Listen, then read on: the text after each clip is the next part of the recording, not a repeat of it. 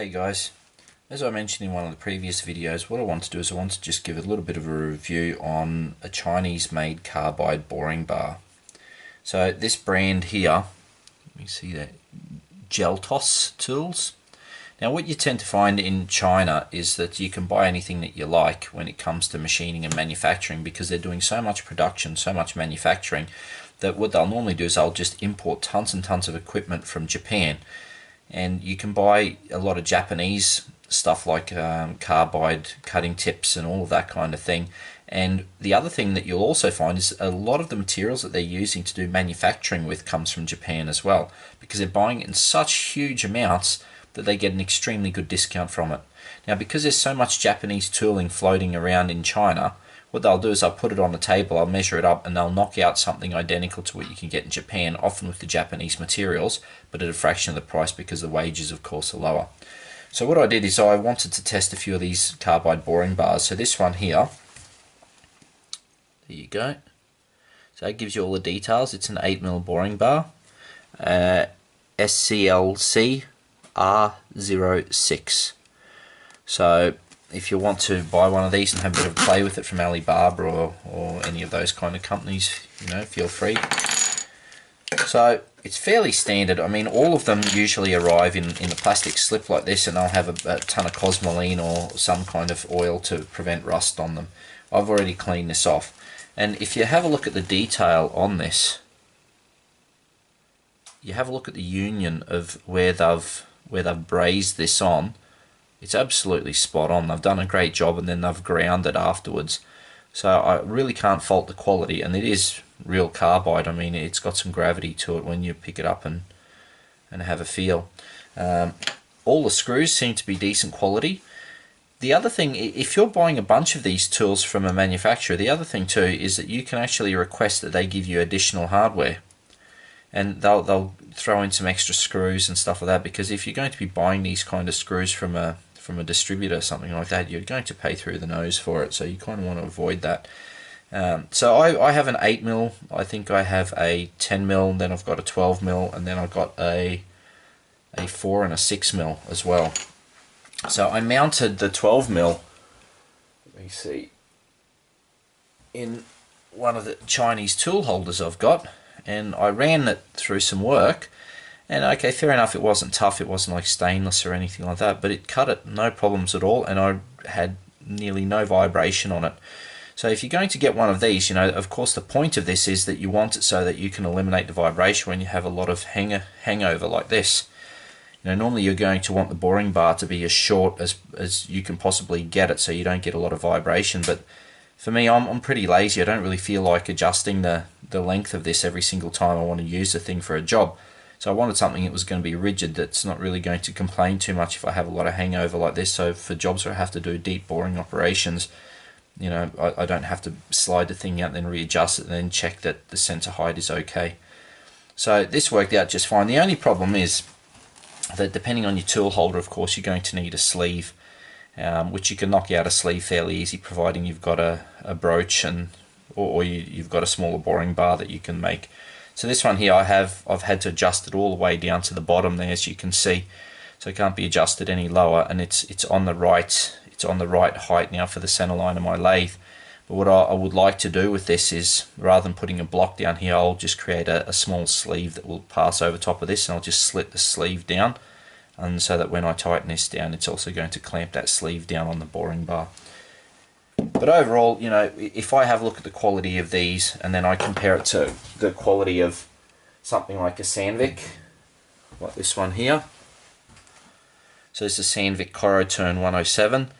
You know, this is a pretty expensive boring bar normally. You know, it's not vibration dampened or anything like that I'm aware of. But it is a fairly expensive tool, because it's also got the through coolant. If you can see the hole in the end there. These ones here don't have the through coolant, these are solid carbide.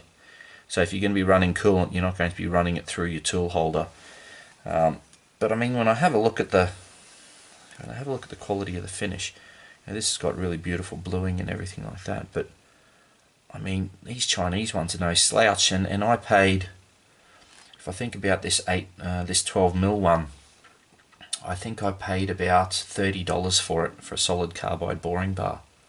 This one here, used, I paid about $110, maybe $120 for this boring bar that was made by Sandvik. And I mean, I'll buy these all day long at $30 because I can buy 4 of these to every one of the Sandvik that I buy. Now, I know people are going to complain and say, well, this is why industry in the West is falling apart and all the rest of it. But I mean, I do this for a hobby. I don't do this for production. A lot of the people who are, you know, being very, very snobby about the tooling and stuff that they use, I mean, I'm not the kind of bloke that can just go and nick one of these from work and put it to use in my hobby shop. You know, I was talking to some guys at work. I work in subsea oil and gas, and they're like, oh, I wouldn't even touch the Chinese stuff. And I'm like, yeah, well, where did you get all your tooling from? And then they kind of blush a little bit and go, well, you know, I collected over the years while I worked in a workshop. So basically it means they stuck it in their pocket and they walked out with it. For us blokes that want to be a little bit more honest than that, you know, we don't have the option of flogging stuff from work and putting it to use in our own workshop. So I would prefer to spend the $30. In this case, for this little one, it was about $20, and run a carbide one. And then the carbide tips here, these were about $2. The cutting, you know, the carbide inserts, these were about $2 a piece. So, you know, and what I'll do is I'll bust out those carbide inserts so you can have a bit of a look at the quality of those as well, because you can also order them at the same time as you order your boring bars, and you can get a discount from, depending on who the retailer is that you're buying it from in China. So just hold on and I'll grab some of these inserts and we can have a bit of a look. Right, so depending on how much money you want to spend when you're going to be purchasing your inserts, you know, you can spend as much as you like or as little as you like. So, you know, you can get brands like Kyocera, Mitsubishi. I haven't even heard of this brand before. What is it, Corloy? And I mean, I haven't heard of these, but the quality on the grinding and the quality on the casting of this is just spectacular. And then Keen Cutter. Now, Keen Cutter I've heard of, but I'm not sure where these are made. I think these might be made in Korea, if I have that correct. But I mean, you know, even the native Chinese ones, they're not that bad. So what I'll do is I'll bust out one of the Chinese no-name ones and I'll show you a close-up of how that looks, and also how it looks in the tool holder as well. So these are the no-name Chinese ones here that we've got. So I'll just take it out because the reflection's just making this a nightmare to get a close-up of. Let me see. There you go.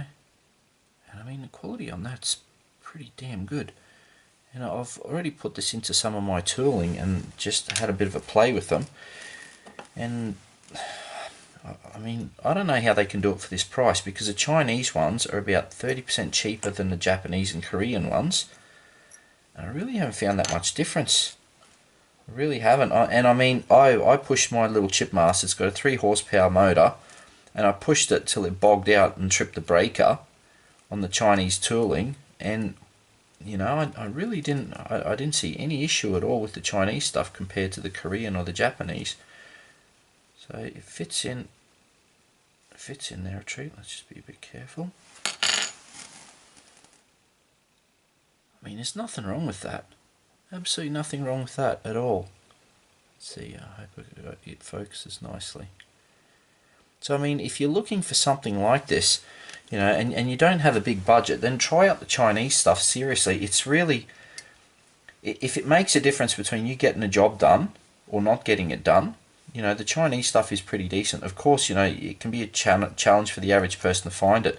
I don't buy this stuff through the regular channels like on Alibaba and that kind of thing, because Alibaba is set up more for Europeans to spend money on stuff. You know, if you use the Chinese channel, which is Taobao, and you know anyone that's Chinese, you can often get it for a much better price, and you can negotiate. You can negotiate different kinds of things. Like you could see that I got all these extra screws in the Chinese the Chinese packet of carbide boring bits there. But you know, you can always do all right. And the other thing too is that you don't just have to buy Chinese stuff when you're there, because they're selling so much of this stuff. They'll often sell other things that you often need for doing these kind of machining processes, and they'll come from Japan or Korea, and you'll get a good price on that. For example, in order to tighten these properly, if I can find the right drawer, I got myself a torque driver, and I mean, this is made in Japan, came with all the test certificates and everything like that, and it's the real deal. It's the absolute real deal, and it cost me a fraction of what it would have cost me anywhere else. And I've checked it, and it's accurate, and in fact I'm going to take it to work to actually get it certified.